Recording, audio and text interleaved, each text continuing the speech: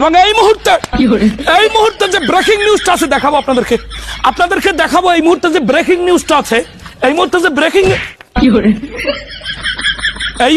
Breaking news, সব থেকে তাজা খবর, সব থেকে বড় খবর এই মুহূর্তে চয়ুর রঞ্জন দাসের কাছে আসছে। এবং লুঙ্গির নিচে আরো একটা নিউজ আছে, থাকবে না। নিউজটা পরে বলতেছি, আগে শোনেন, থাকবে না। এবার বিপিএল এ ফরচুন বরিশাল ছাড়া ট্রফি নেওয়ার মতো কোন দল থাকবে না। যেই ব্রেকিং নিউজটা ইতিমধ্যে হাতে এসে পড়েছে, ইন্টারনেট ব্রেকিং করা নিউজ।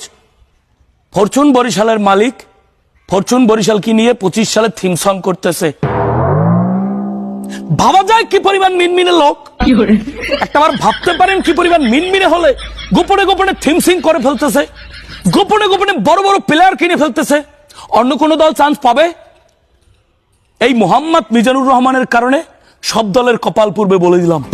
এই ফরচুন বরিশালের কারণে বিপিএল এ সব দলের কপাল পূর্বে। গতবার বিনোদন ভাই আপনাকে নিয়ে থিম সং করেছিল না? সেখানে উনাবাই বরিশাল, সেই উনাবাইয়ের মানে নাকি মলম বিক্রেতা, সেই উনাবাইয়ের মানে নাকি ইন্ডিয়ার দাদাদের মলম বিক্রেতা। ভাবা যায়? এটা আবার চিন্তা করে দেখুন তো, এটা কি মানা যায়?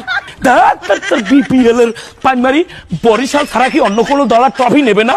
ট্রফি কি আপনাকেই লাগবে?